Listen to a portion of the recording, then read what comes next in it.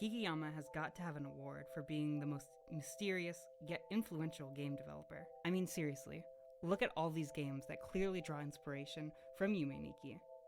Undertale, Omori, basically any horror RPG post Yume Nikki, the infinite amount of fan games. The game is so cultly beloved, it got its own sequel that's arguably better than the original game even. But something I don't think any of these games captured in quite the same terrifying way that Yume Nikki did is the absolute feeling of isolation. You truly feel disconnected from everything in this game, even the character you play as, Madotsuki. Though that sounds like a bad thing, it really isn't, because you don't feel like someone at the computer playing a game. You feel like an observer watching someone explore their dreams. At least I do. Even if it doesn't feel that way to everyone, I think anyone who's played the game probably knows what I mean by the feeling of disassociation the game instills, if they didn't drop it because of the walking speeds, that is.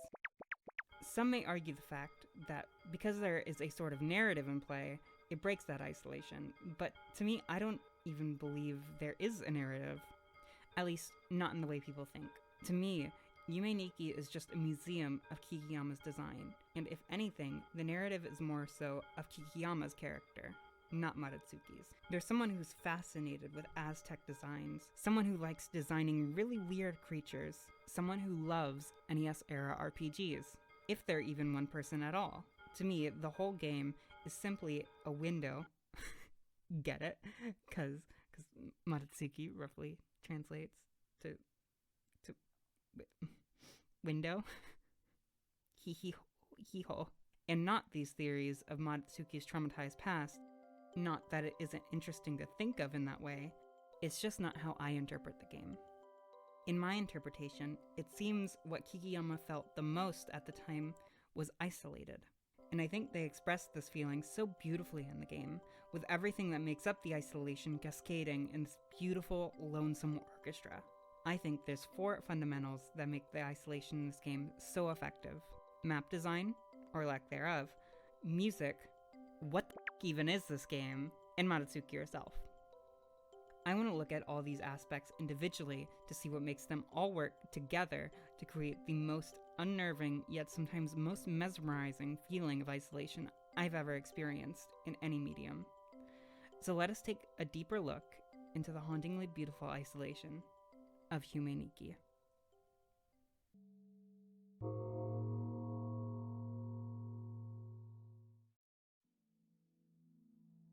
The first of the 4 building blocks that create the isolation that Yume Nikki evokes is in its map design. A lot of the maps are seemingly very large, due to them not having any apparent boundaries, but in reality, they simply loop after you hit an edge of the map. The first time you realize this is one of the many things in this game that only instills a specific feeling or emotion the first time you experience it, sort of the same way you'll never experience Face or the Uboa event for the first time ever again. But it still contributes a lot to the feeling of this dreamy, ethereal world you're experiencing throughout the entire game. The fact that you end up going in circles looking for a new point of entry to deeper and deeper parts of the dream adds this directionless feeling that makes you feel lost and alone. This is also compounded by the music, but we'll talk more on that in the next section. You can't talk to anyone to know how to get to a deeper layer of the dream either. You have no connection to anything in this world. It's all separate to the player, and by extension, Madotsuki. What also contributes to the looping madness is that a good handful of the maps are just empty space. Not in the sense that every tile of the map is empty or anything, though some of the maps are really sparse in that regard too. No, I mean you're not even walking on solid ground. You're walking on abstract images that simply scroll in a black void. It immediately creates this sense that you aren't grounded in any kind of reality. You're simply floating in space, sparsely occupied with weird creatures, objects, and entryways. When we look at the non-looping, more concrete areas, though, they actually tend to be much more compact and almost corridor-esque in design. This creates a different feeling of loneliness in the sense that instead of being lost in empty space, you're confined to these typically small spaces that feel very claustrophobic and oddly familiar, but at the same time feel too empty for you to belong. It's like if you went to a mall at night. You're occupying a space where you typically see people walking about, but because it's empty, it creates this uncanny certainty that you aren't supposed to be there. Another comparison is to say it's similar to liminal space. On top of all of this, one other aspect of the maps adds significantly to this feeling that you don't belong. Nothing you do matters.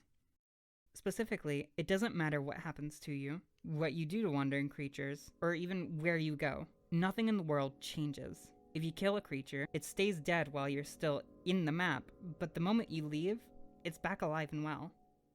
There's no consequence to what you do, but in exchange, you have influence over nothing. It keeps you separated from the world. It's as if you don't understand it enough to have a significant impact on it. It makes you completely blind to its rules and keeps you from being grounded in its reality. In the end, I feel the map design is a huge contribution to what makes the game specifically feel lonely. The maps can eliminate any sense of familiarity by being these sprawling, looping areas that you'll never quite be able to map out, or these smaller areas that are familiar, but you don't feel welcome in. It's a world you will never be able to understand, no matter how many times Madotsuki writes her findings in her dream diary.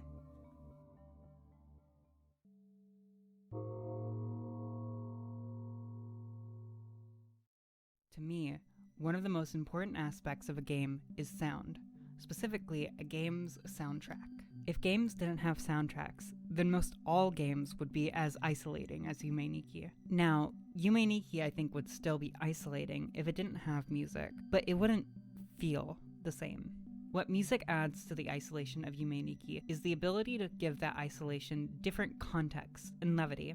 If the game didn't have music, it would probably just feel a little unnerving, but with music, it adds this layer of shifting emotion to each new area you explore.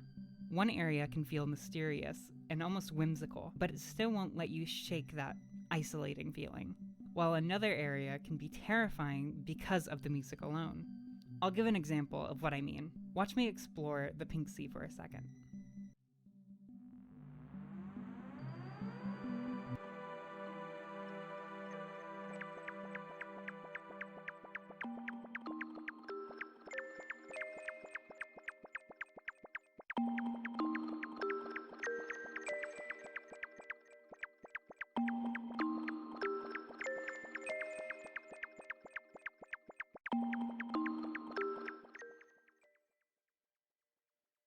Now, watch me explore Eyeball World.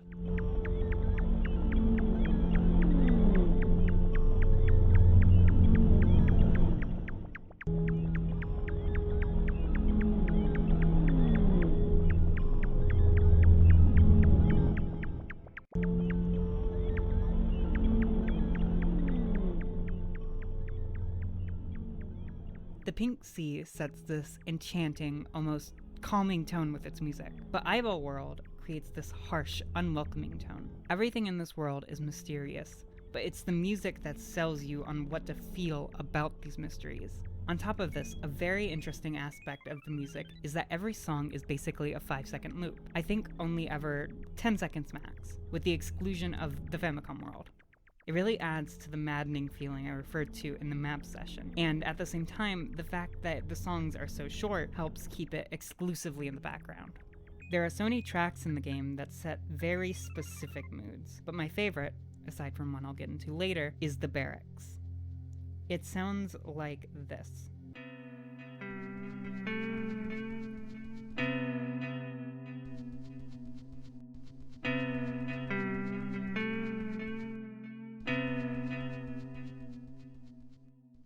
This track gives such a specific uneasiness every time I hear it. There really is nothing like it to me. The fact that there is absolutely nothing to complement the melody makes it feel oddly unsettling, like it's supposed to be building up to something, but it can't quite get there. Along with that, the melody has heavy reverb that adds this feeling of abandonment to the track, which, when you look at the area the track was made for, is absolutely genius. Going through this area, you see creatures with their heads held low in roughly constructed buildings, most of which are empty.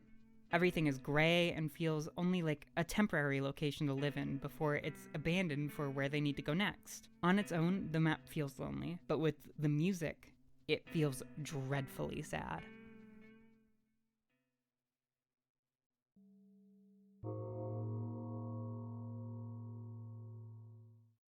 So, what is even going on in this game? No one really knows, and frankly, I don't think anyone will ever know. It sort of showed up one day online, and it just kind of became this mysterious, legendary game ever since. I mean, sure, Kikiyama had blog posts about the game, and apparently there were also earlier builds of the game that were released, but most of those are lost media at this time, so even the game's first emergence is quite a mystery. We don't even know who Kikiyama is. Are they one person? Are they multiple people? Are they still even alive? According to Playism, the developers of the reimagining of Yume Nikki, Kikiyama oversaw that project, at least in some capacity. So I guess when that game was being made, they were, but we don't really know where they are now. All this to say, this weird little game that was just kind of dumped onto the internet is another thing that adds to this feeling of mystique. It's some weird foreign project that feels really personal, but not personal enough to understand. It's almost as if you dropped yourself on another planet that was sparsely inhabited. You aren't going to fully understand what is happening, and you're not going to feel like you belong either. Yume Nikki is a game that is exclusively made up of abstractions that instill different feelings in different people. The game is designed to make you feel not what Kikiyama wanted to make you feel, but what you interpret you should be feeling. Nothing is comprehensive, so it's all dependent on your interpretation. And in this foreign, incomprehensible reality, you fail to make any meaningful connection. You have no form of communication, and to a certain extent, interaction altogether. There is no dialogue in the game. The closest thing you get is a dialogue box tied to NPCs in the Famicom world that feeds you a random string of numbers every time. When I first saw this, it was genuinely haunting. The isolation in this game is so strong that once I got something that even remotely resembles dialogue, the first emotion I feel is fear. The experience of Madotsuki's dream is always exclusively yours, as it reflects nothing. There is no sense to be made. It's an alienating world that's made only to be consumed and not understood.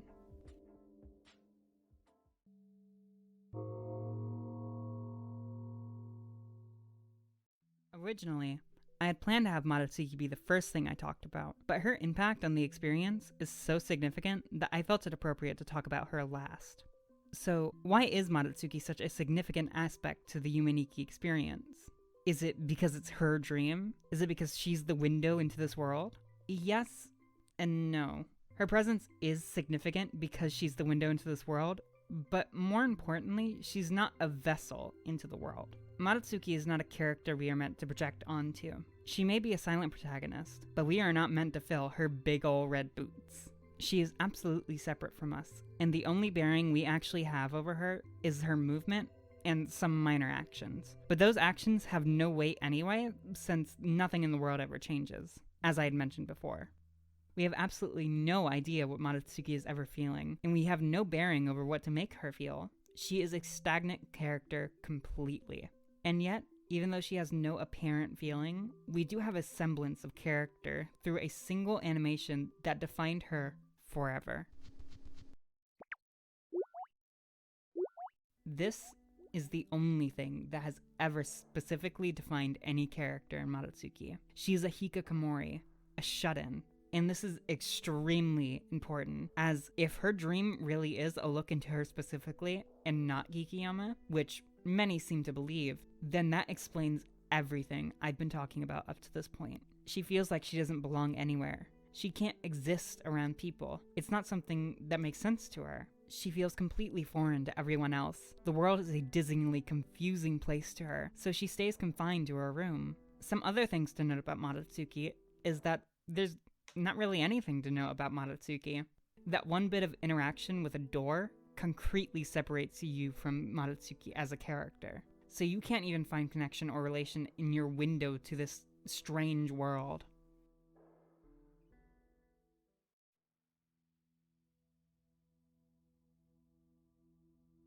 So I'm nearing the end of the script, and I'm going to give an example of my favorite area in this game.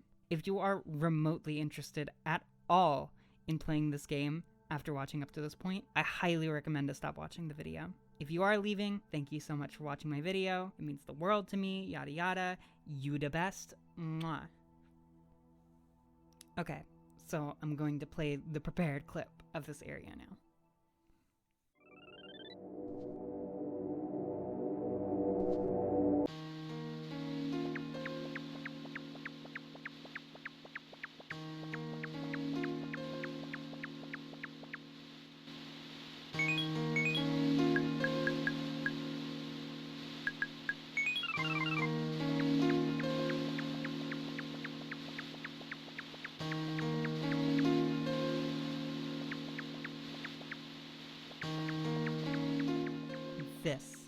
This is the epitome of isolation to me. I cannot overstate how absolutely secluded I felt in this area when I first discovered it. I had never felt this kind of separation from anything in any other game, book, movie, song, ASMR video, whatever. I firmly believe that nothing can recapture the beautiful isolation this area filled me with. These 5 notes playing over and over again, and the sound of steam-powered machinery polluting the air. The scene is so lively, yet still dead at the same time, and in the middle of it is Marsan, a crying creature that weeps piano notes when you interact with it, and changes color when you stab it. The claustrophobia, the music looping in the background, the mystique of what's even happening in here, Madotsuki's lack of reaction to anything at all, keeps you as only a spectator. Even though you aren't alone, all of these aspects compound into this hauntingly poetic isolation. Some believe Marsan to be Kikiyama themselves, as Kikiyama can be translated into Machine Mountain. And yep, that is a machine in a mountain. But if this is true, if Marsan really is supposed to be Kikiyama, that is absolutely depressing. Marsan is literally on Mars, trapped underneath a tiny hole in the ground, eternally sobbing. I really hope Kikiyama is in a better place mentally if this reflects how they felt at the time. And if you are watching this, Kikiyama, which I know you're not, but if you are, thank you for making one of the most memorable experiences I've ever experienced in any medium.